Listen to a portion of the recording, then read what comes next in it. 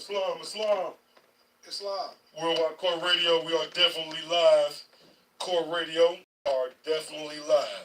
Mic check. Look like we got a battery problem. Welcome to Worldwide Core Radio for the Moorish Perspective. The Moorish Perspective. I'm your host, J. Allen-Bey. And I'm your co-host for the day, Brother T. Denzel. And we have a lot to tackle today, and I look forward to starting. We always start our show with the Moorish American prayer. Allah, the Father of the universe. Allah, the Father of the universe. The Father of love. The Father of love. Truth. Peace. Freedom. And justice. Allah is my protector. Allah is my protector. My guide. And my salvation. By night. And by day. Through his holy prophet. Through Ali. Amen. I'd like to take this time to give praise to Allah, the great God Praise of Allah. the universe. Praise Allah. I give Praise Allah. Allah alone do we praise. And I give honors to his holy divine prophet, the world's prophet, Ali, our founder, our leader, our teacher. You know, we can't give him enough honors, just like we can't praise Allah enough. You know, because praise Allah. The prophet has given us an opportunity to know ourselves. Yield to nothing. Know ourselves. Know thyself. I'd like to give honors to all the people who prepared the way. Colonel C. Kirkland Bey, Brother F. Nelson Bey, Brother J. Blakely Bey, our former Grand Chief, Brother R. Love Hill, and our present Grand Chief, Brother R. Jones Bey, Brother R. Jones Bey. Work, a brother who was putting in time. I'd like to give honors to all the temples throughout Michigan.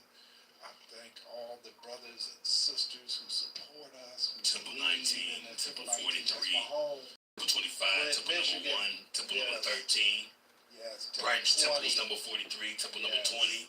Yes. Temple 43 had the Islam on it. Islam.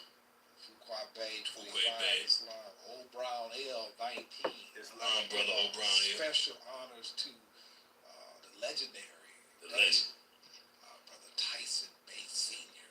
Gandhi, Islam, Brother C. Tyson Bey, Islam. And I'd like to give honors to all those who are out there, all the ones who have come on our show. We honor you. We thank you for your devotion, your time. And we'd like to thank our audience out there on Core Radio for tuning us in. Listening. We're growing. Hey, listen, download the app. That's right. Download the app. Go down to Google Play Store. Download the Worldwide Core Radio app. When you see this big old globe, you know you're in the right place. The globe. Hey, Mama. And the flags. Oh my goodness. Batteries are dying. That's right. So we're going to get down to our show today in the Moorish perspective. And we're going to be reading out of chapter 9. This is our Holy Grail of the Moorish Saints of America. For those who are out there, that's page 14. And we're going to start off with these divine instructions. It says, Jesus attends a feast in Bahar, and here he taught human equality. Now, when we examine the title, what comes to your mind, Denzel, when you hear human equality? Ooh, man. We're going to share a mic. We're going to share. Okay. That's human equality. Human equality. Example 1. That's right. Human equality.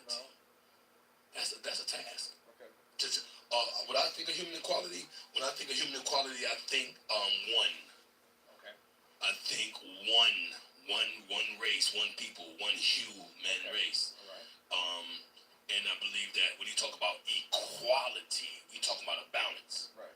You know, everything is where it should be, and so the human equality. There's no tall, there's no small. Okay. You know, there's plenty of work for all to do. Okay. And I'm gonna check from there. Well, I agree with you.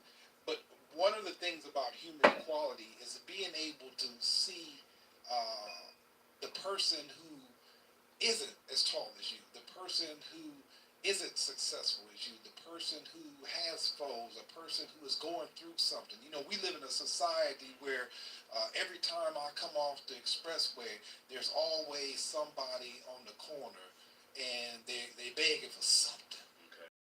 And I always practice to let my window down and give them something, but not just money. I give them some advice. You know, and I tell them, it's going to be okay.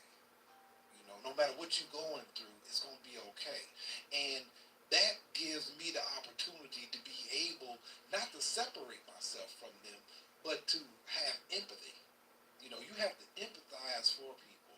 You have to be able to see that the struggle that they're going through is something it's rough, but it's something that has to happen in order for the whole universe to have exactly the experience it needs. So without everybody doing what they need to do and going through what they need to go through, we can't have the harmony or gain the experience of exactly what living in life is all about. It's a balance. It's a balance. And all that has to happen. That's correct. And so this particular chapter is so dear to me because of the fact that, Jesus is invited to this feast.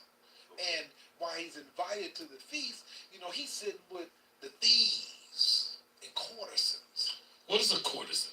A courtesan is a person who's out there who is he's engaged in adultery. He's engaged to gamesmanship. He's engaged with deceit. He's doing everything that it takes to do anything. To get over. That's what he's doing. And key word here is court. Right. He's courting. Right. And so he just, and these people are distraught. They downtrodden, but they know exactly who they are. They know what they are, and they aspire to be better. But their conditions right now is something that they're trying to work out. So are you saying that a courtesan is one who possesses knowledge of self, but is manipulated to their selfish gains? I believe that it's more than that. He is selfish, and you are correct, but he'll do anything. He's I like to say he's like a triple crosser. He's worse than a double crosser. Okay, I got you. Okay, so but we're gonna get off into this, and it says that the fame of Jesus as a teacher spread through all the land, and people came from near and far to hear his word of truth. At Bahar, on the sacred river of the Brahms, he taught for many days. At Ak, a wealthy man of Bahar made a feast in honor of his guest, and he invited everyone to come. And many came. All you gotta do is serve a little food, right? Some drinks, and you They have coming. a whole bunch of people They coming, are definitely coming. And so he has. And you know how the brown people do. Yeah, well. You know the brown people. You gonna cook? Yep. Jesus is brown. Yep. Go ahead. Yeah. So, and many came, among them thieves, extortioners, courtesans, and Jesus sat with them and taught. But they who followed him were much aggrieved because he sat with thieves and courtesans. And they upbraided him. They said, yes, sir. I'm sorry. Forgive me. Mm-hmm. Well, Listen, you said, and many came. Yes.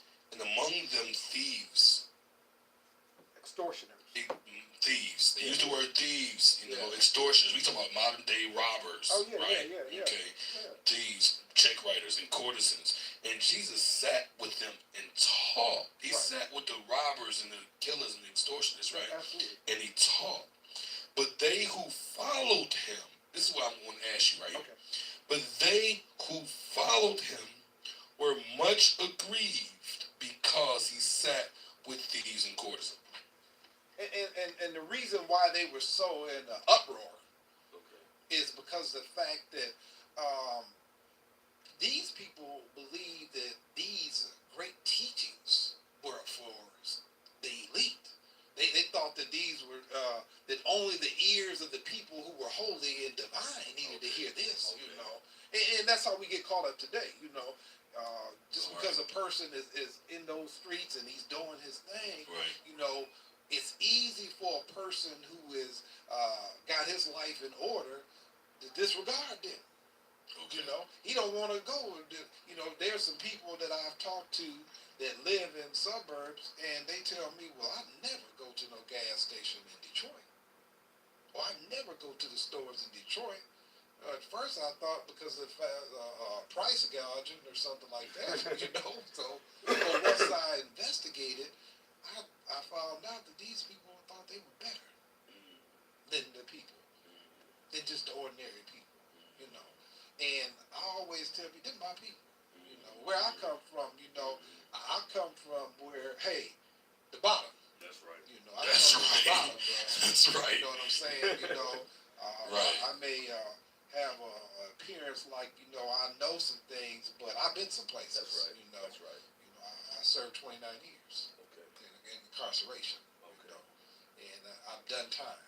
You know, I've seen You everything. seen what humanity has to offer. I've seen the worst that That's it has right. to offer, and I've seen the best. That's right. And out of the worst, Allah brought something the best. That's why I'm resurrected and manifested. That's right. So I understand the conditions of it, but I understand that, you know, you have to really look inside. You know, that's why the prophet teaches us about Allah. It says that, you know, Allah pierces the secrets of every heart. You know, he doesn't see flesh like we see.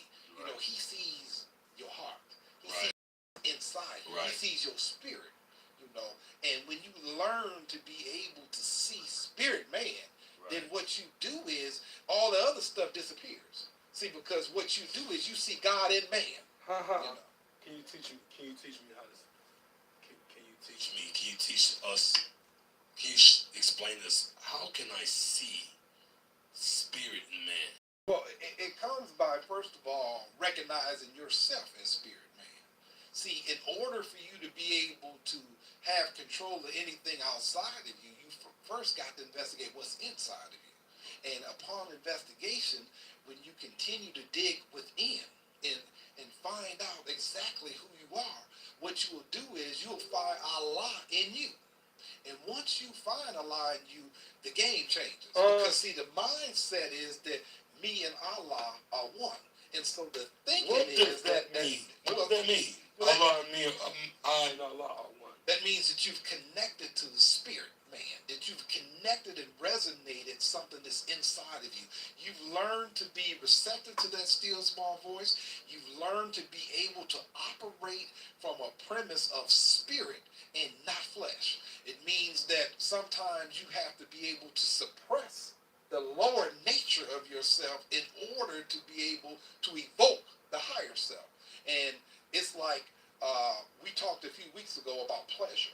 Right. And we talked about how the lower self is rich in promise. And what it'll do is it'll show you some stuff that looks lovely to the eye, but the core of it is bitter and gall. You know who you talking about. You can see some stuff. so pretty, so beautiful. Yeah. In your heart, lady, brother, you're as bitter as a gore. Go ahead. And so and what that does is, you know, you will not have any joy without its allotment of pain. That's what life is about there. But being in tune with self, spirit, man, you know and learn how to navigate through life and not be overwhelmed by the conditions of what's happening to you. Because the fact that you understand that this is the experience that you must have by being in this vehicle. Doesn't mean I'm not gonna go through it. It just means that I know how to navigate through it. Absolutely, and that's the key. That's the key to our success. And what Jesus is doing in this particular chapter is he's going to show these people how to view and abstract some things on each other. Give it to me like you used to. Give it to me like you So do. the news will spread that you consort with courtesans, and men will shun you as they shun an ass. And Jesus answered them and said, a master never screens himself for the sake of reputation or fame. A master. Absolutely. Never. So that means that you're comfortable with self. See, a lot of times we do things based on how others view us. But when you learn to be comfortable with who you are, then you're able to walk exactly like you were ordained to walk and be able to have the power that was granted to you by the great God of the universe, Allah. That's right. That's right. And Okay. so what he did is, and he says, these but worthless baubles of the day, they arise and sink like empty bottles on a stream. They are illusions and will pass away. They are indices of what the thoughtless think. They are noise that people make, and shallow men judge merit by the noise. Woo-hoo. Allah and all master men judge men by what they are and not what they seem to be, not by their reputation or their these courtesans and these thieves are children of my Father Allah. Their souls are just as precious in his sight as yours, or the Brahmic priests. And they are working out the same life sums that you have solved, you men who look at them with scorn. And some of them have solved much harder than you have solved, you men who look at them with scorn. And see, in life, we have a tendency, nature will have you look at the other person and gauge yourself by him instead of gauging yourself by you. See, you could only gauge yourself by you because you're the only one that has to live your life. You're the only one that has to seek your salvation. You're the only one that soul is ruling you. See, when we learn that, it changes the conditions. It changes the mindset of what we actually doing. See, no matter how much I want to save you, I can't. You got to save yourself. And that's what Noble Drew Ali has done. He's taught us how to save ourselves. He told us that I gave you everything it takes to save a nation. Not take it to save yourself. But take it and save yourself. Come on, give me that. Can you explain that to me? Because I always want to. Come on. Right. Well, what it is that, in order for me to help you, I first have to get myself in order. If myself ain't in order, there's nothing I can really do for you. And so in salvation, what happens is that we have all of this information that's vital to our survival. And what the Prophet Noble Drew Ali is telling us is that you need to first get yourself in order. You need to climb that 3-step ladder. And it talks about belief. It talks about faith and fruition. And once you can climb that ladder, then you can be a beacon light. See, I can't be a beacon light until I save myself. Now, once I save myself, then the mindset changes. That's why I always tell people in the Moorish Temple of America, we ain't looking for a blessing. We know we're a blessing. We're not looking for the word. We don't want the word.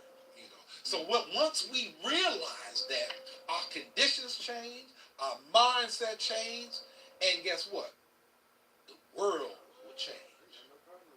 And so now we get into this, and he says that in 14, he said, yes, they are sinners and confess their guilt while you are guilty, but shrewd enough to have a polished coat to cover up your guilt. See, when you got a few dollars and you got your mind in order and you don't do the things that you once did, see, you have to watch how you start to do things because, see, vanity kicks in. Okay. That's what does it. See, when I'm vain, I look at you as different than me. Okay. When I'm vain, I start to see every flaw outside of me except self. Except for self. You see?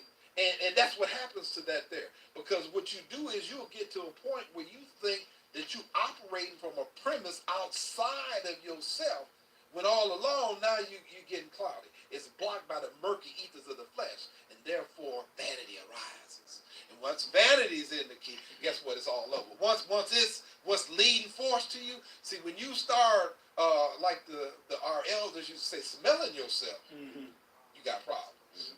Because what you're doing is you're starting to dehumanize others because you're not looking at. That's why an old timer told me one time. He says that when a person takes a life of another person, he never sees him as equal. He'll use the N word, he'll use the B word, he'll use anything to degrade in order for him to do it and justify it in his mind. That's what human nature does. Even when you examine Cain killing Abel, he humanized. But what he did was he didn't see him as equal no more. And see, what it does is hatred. Hatred, which is of the lower self, that's what it breeds. Once it's on the manifest, it changes how your mind works. It makes it distorted because what it does is it makes you see a person that's look like you, but then you got hate for him. So it's easy to do something to him. That's why the prophet really put it on us. He said we need to learn to love instead of hate. And when I first heard those words there, You know, I said to myself, well, that's not going to be hard for me. And years later, I still have to wrestle with learning to love instead of hate. Because there's so many factors that you can see. See, it don't take but an instant for you to be able to make something in a semblance of truth. And therefore, it'd be easy to evoke falsehood. They don't mix. You know, they don't Easy mix. to evoke the spirit of Strangely hate. mix, but they don't ride like that. You know what I'm saying? Easy to Absolutely. evoke the spirit of hate. That's it. And The once you bias don't, man, then that's where it comes. You know. And so what we're doing here, and this is the part that I love here, because Jesus, he really corrects the thinking here.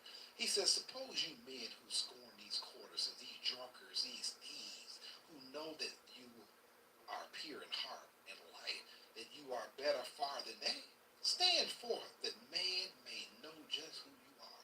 See, when you make people really reflect, you see some stuff. Then how dare you actually say anything when you know in your heart to heart you've done these things? You know, you got some stuff in your closet. And so you got to be careful, you know. And it says that the sin lies in the wish, in the desire, not the act. Talk about that more. See, because of the fact, now earlier I alluded to the fact that The sin lies in the wish, yes, in the desire, yes, not the act. that's right. Okay, so earlier I alluded to how a lot don't see this thing, this flesh that we got. That ain't even on the agenda. That this man thing, it's Right. carnal. Right. He sees the essence. So the thoughts he reads, what's in your heart, and so when it talks about the sin lies in the wish comes from within, the heart, and the desire comes from the thinking of digging into what's in the heart and wanting that bad. That's where it's at there. And so the actual act is the physicality thing there. See, the sin already happened. You'd already put the seed in and you cultivate it with your wishing. And so once you cultivate it, and the manifestation is the act, you know. But see, carnal man is stuck on the act. Spirit man is examining the wish and the desires. That's why in the word in chapter 35, when we talk about religion, it talks about Allah piercing the secrets of every heart. He's piercing the secret because of the fact that he's examining where that's coming from. Where he's seeing that energy that's in us there. And sometimes when you connect supposed to, you can see it. So you can see some things. You ever been around something and you knew that, hey man, this ain't right here. That's right. You know, that man, you know, That's it's allowing you right. access to pierce the secrets. That's correct. You know, and what we are trying to do is not tap into it periodically. We're trying to live in harmony where we can see this state. That's right. That's spirit man. That's spirit man. That's living on high. That's right. And once you've done that, and what I found out through my experience in these holy divine teachings is that only the pure in heart can do this. See, that's why it tells us that thrice blessed is the man who's made purity in heart his very own. He's become ransomed by the perils of the Lord's self. So see, it's a whole different game when you understand some stuff. You know, Right. I heard a brother the other day, he was reading the Bible, he said, no weapon formed against me shall prosper. And I asked him, do you understand what that means? And, you know, he spoke to something, but I took him to the Holy Quran to show him that purity and love. What you with thrice blessed is that bad. And see, once you have made them your own there, that's why no weapon formed against you shall prosper. You understand? Because what happens is, you know, we started with our prayer.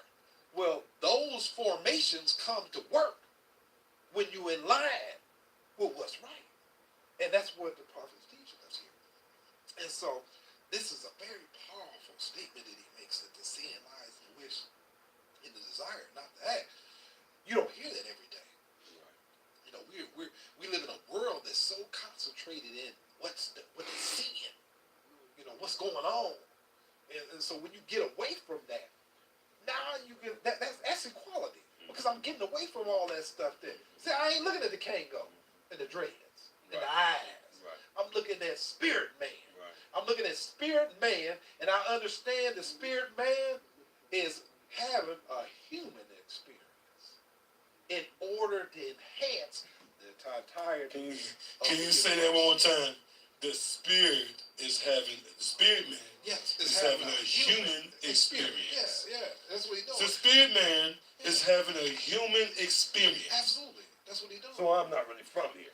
No, that's what Jesus told them. You know, when he was saying that, they didn't understand what he was telling them. He was like, "Listen, I'm in the world, but I'm not of the world."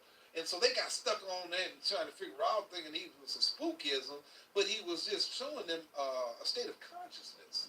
You know, and you'll notice once you engross yourself in these holy divine teachings, it separates us from the masses. You know, and as well, not just In addition, yes, a state of consciousness, yes, but a state of being. absolutely, and that's Moorish perspective. That's a state of being. Absolutely. And that's from the Moorish perspective. See, you're gonna see things different than everybody else sees these things, you know, because you understand these things are reflections, you know, and you understand the illusion and will pass away. You know, what has a beginning has an end. Okay. And as long as I'm not stuck on that, then death is not an enemy to man. He understands it's a part of this routine that we have. And what we have to do is make sure that we are the beacon light of the things made manifest. We have to make sure that we are living examples of these holy and divine instructions, that we're understand when we hear the cause is called, the root is root, exactly how that connects and resonates us as a whole. And that's more perspective there, you know. And so what Jesus is trying to allude to these people is, y'all got this whole thing messed up, man. Y'all, you know, I came to uplift fallen humanity, you know. And that's our job, to uplift fallen humanity. And it comes in all fashions and forms. At every opportunity, there's an opportunity to uplift. Now, you don't got to get down dirty, but you got to lift somebody up and clean them up. And it can only happen by understanding who you are, what you are, and what your purpose is. And that's what the prophet Noble Drew Ali has given us. He's given us a true sense of purpose, an identity, and he's taught us how to be ourselves. And so now we're going to go on. We're down here, and it says that you covet other people's wealth.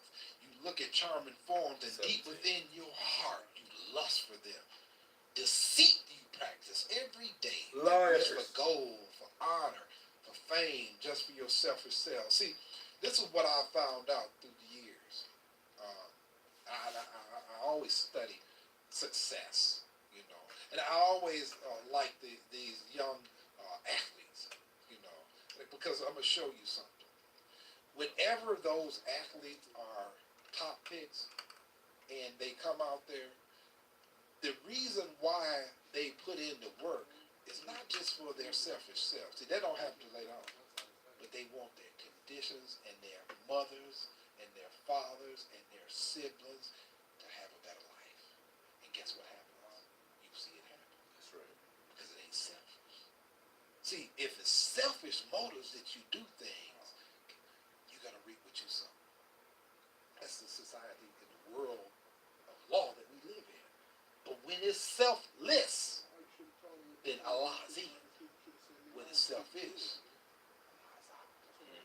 And so, deceit that they practice. It said, the man who covets is a thief, and she who lusts is a courtesan. You who are none of these, speak out. And nobody spoke. The accusers held their peace. And Jesus said, the proof this day is all against those who are accused. And, you know, and I always listen to that, you know, when you're around people and they always got something to say negative about a person, my eyebrows raised. My eyebrows raised because I'm thinking to myself, what's the motive? Why are they telling me this here? Because if I tell you something negative about a person, it's going to influence the way that you see it, especially when I'm a person of influence. And so we, as Moors, we always have to be careful on what we say and what comes out of our mouth because it has a major impact. You know, because we understand from a conscious perspective, words create and destroy, but we also understand the power and the vibration of the word. We're going to take a break here, and we're at Worldwide Core Radio with the Moorish Perspective. I'm your host, J. Allen-Bey, with my co-host. For today, Brother T. Disney, Ausar Zoser. And we're going to take a break here. Thank you. Put some music on, brother.